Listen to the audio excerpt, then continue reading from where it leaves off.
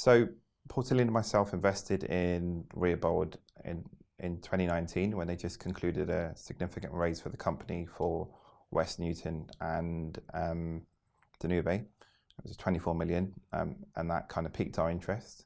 We then cornerstoned their raise in Jan 21.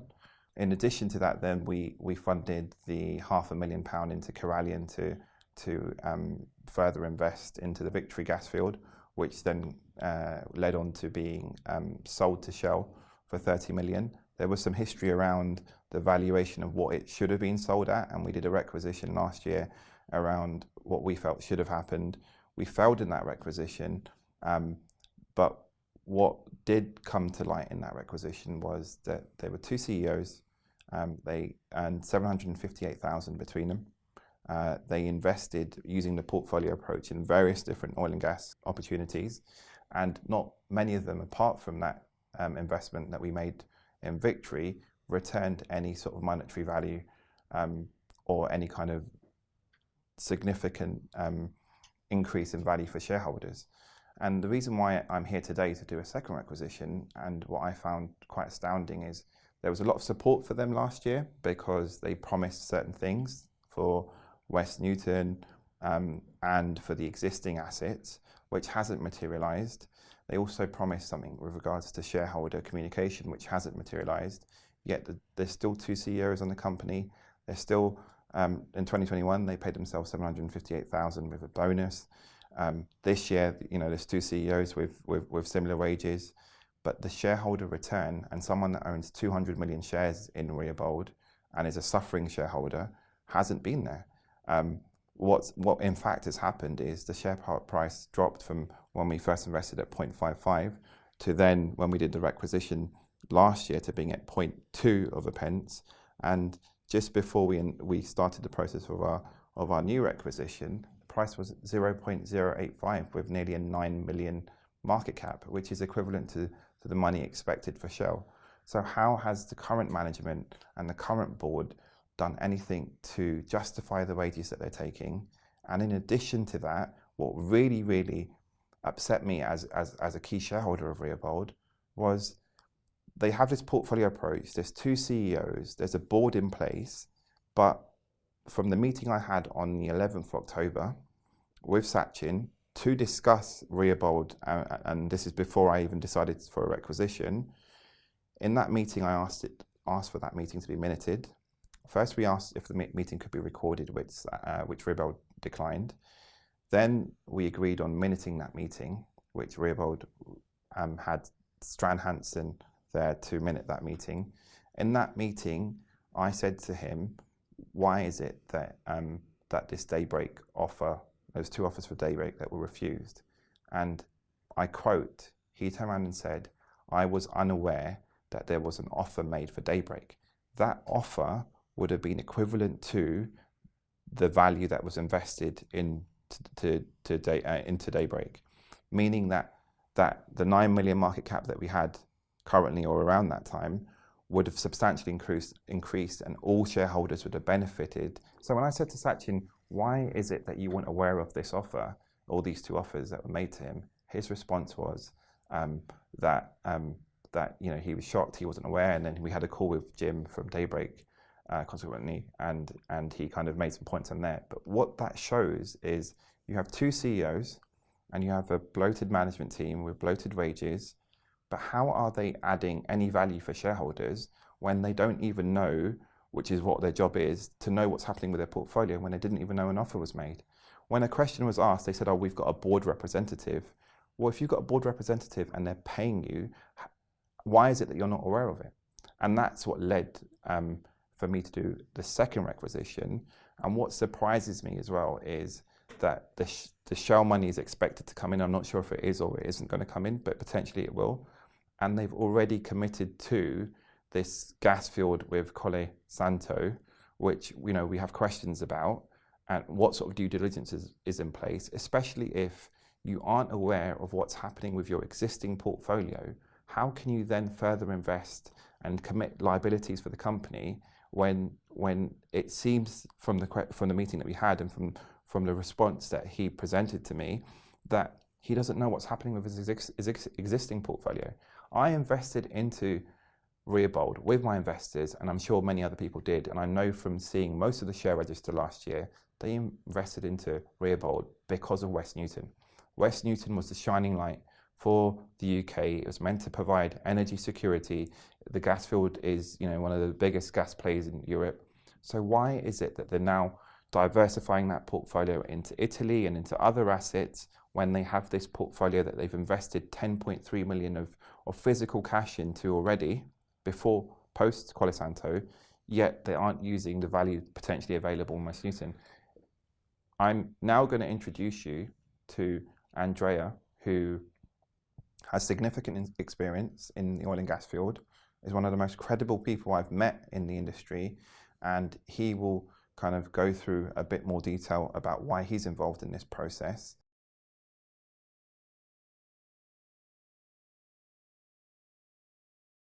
Well, first let's understand how I came to know Reabold.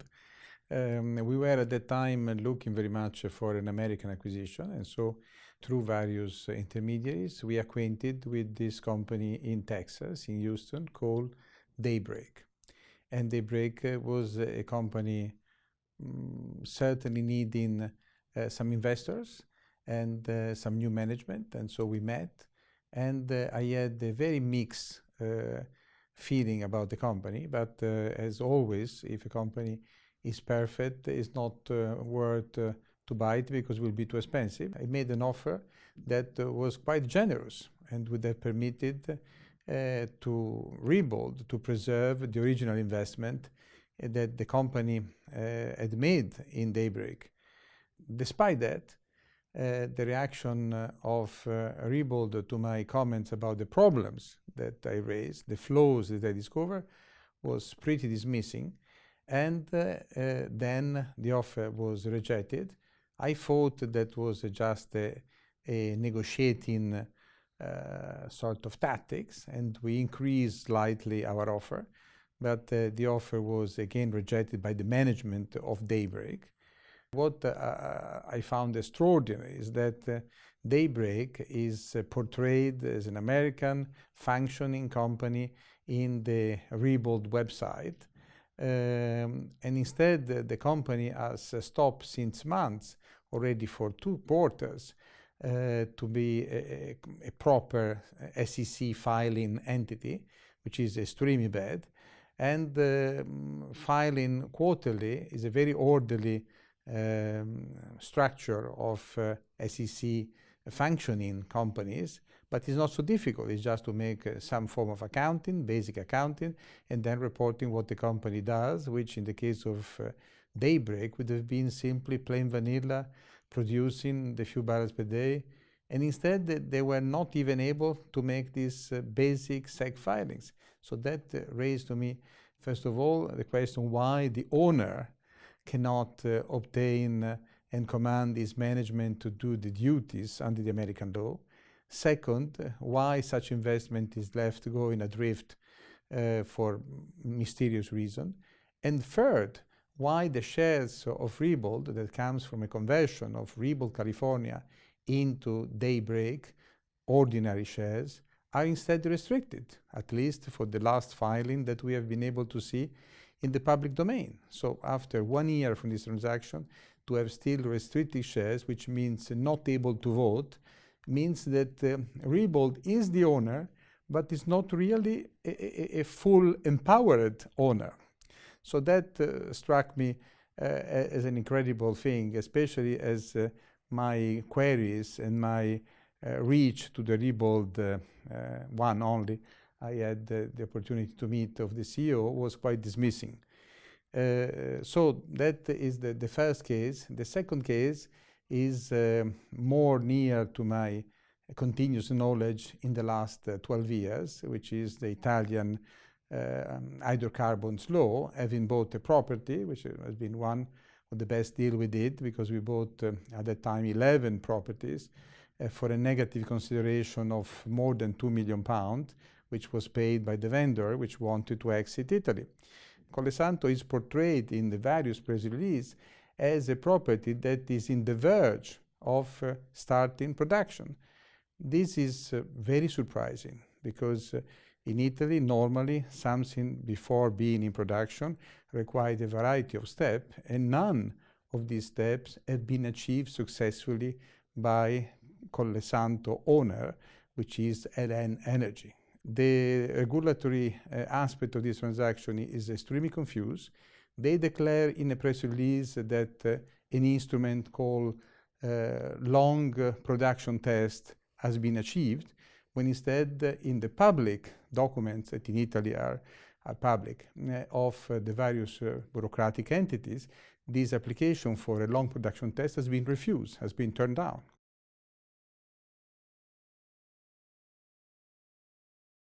I would question how they value that Collesanto field with what Andrea's just stated. Then I would question what due diligence do they have in place to really, you know, have the decision making in different assets. If we look at Danube, for example, it was one of the leading assets according to their capital raise in 2019. However, that is hardly mentioned, and you know, there's been £5 million, just around £5 million that's gone into that. What's happened to it? You know, there's no answers about it. The questions around and the explorations around Danube start becoming smaller and smaller, like Daybreak has. So they have this scattergun approach, which, you know, I've lost complete confidence in, and I know a lot of people have. Where is Reabold today in terms of their share register? Last year they had Fidelity as investors. When I asked Sachin why Fidelity left, his response was because of corporate issues. What does he mean by corporate issues? And that concerns me itself. We've had Ruffer, you know, again, a well-respected fund manager leave. You have Premier Miton on their share register. I mean, if we don't step in potentially to save the company now, and to be able to change and benefit for the benefit of shareholders like myself, where is the company going to be in the next 12 months? Will it even be around? That's the question that really concerns me.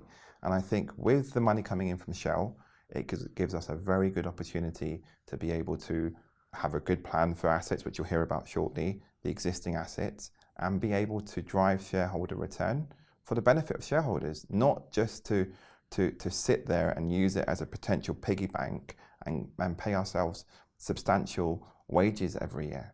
You know, I always do what I say, and I'm renowned for doing so. I've spent a lot of money in the last requisition, and I'm spending a lot of money again in this requisition today. I could be like Fidelity and sell my shares and walk away. But why? People need to be held accountable. And if people vote for me and Andrea and the team, we will ensure that we deliver the correct value that should be delivered to existing shareholders, which will reflect in the share price and reflect in the company.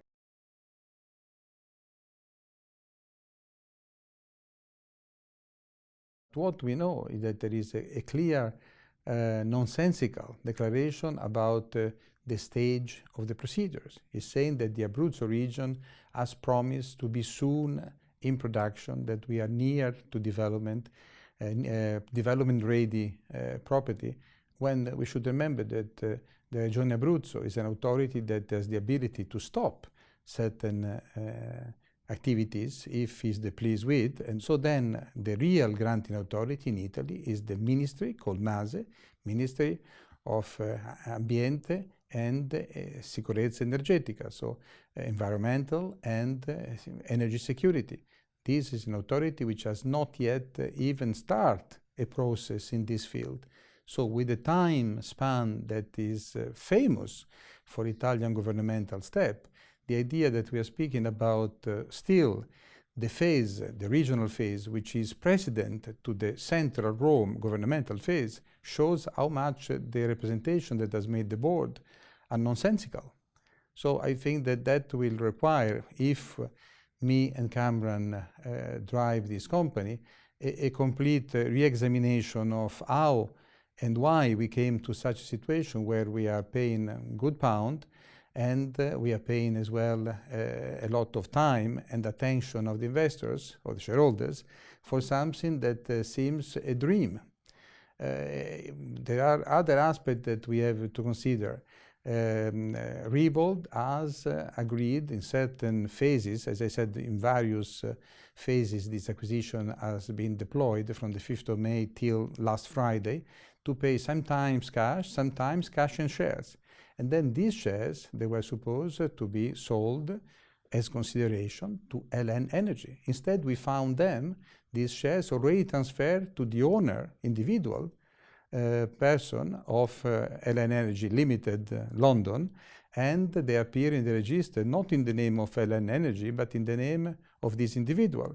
This is again something questionable, because the idea that is represented in the RNS of Reabold is that this investment is huge, and so the money that is paid to LN Energy will as well serve the scope to pump and develop this field.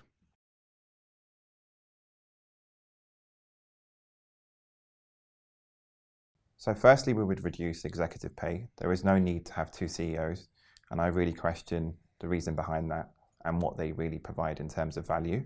We would then more than half the executive board pay. We would then bring expertise that will be able to drive shareholder value significantly.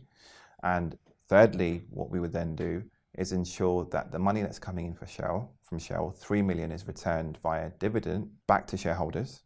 There was a promise of 4 million to be returned last year when we did the requisition, of which there's been a buyback of 750,000 that started and is stopped.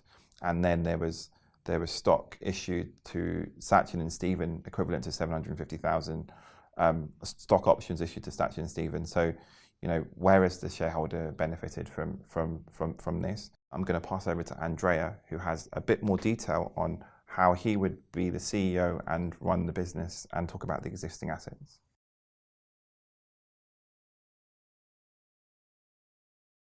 Well, first of all, I would put a hat with a tighter budget. Indeed, the company has had a lot of liquidity and has used it in a way that we have seen has raised our doubts and shareholders' doubt, because various shareholders have already developed their own concerns. And then trying to find of these three assets, Danube, Daybreak, and Colle Santo, the way to extract, which is certainly possible, at least for most of them, good value in remarketing this asset to other party, or developing it ourselves with a much more daily presence in the management of this asset, in these companies, corporate-wise and engineering-wise. So that will be a work of due diligence and a little bit as well of historical investigation of how could have been so wrong 3 times.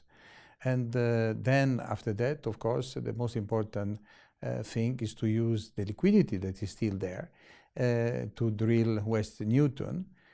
For some reason, the best asset, which has an element of risk, which is natural in oil and gas, has been forgotten and put in the cabinet, when instead is the forefront of our potential upside and should be drilled as soon as possible.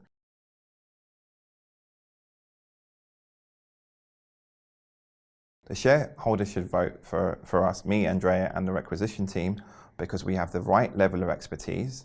And what I find really interesting is, Andrea is similar to me, we'll work day and night to make sure that we deliver value for shareholders, and I'm a significant shareholder myself.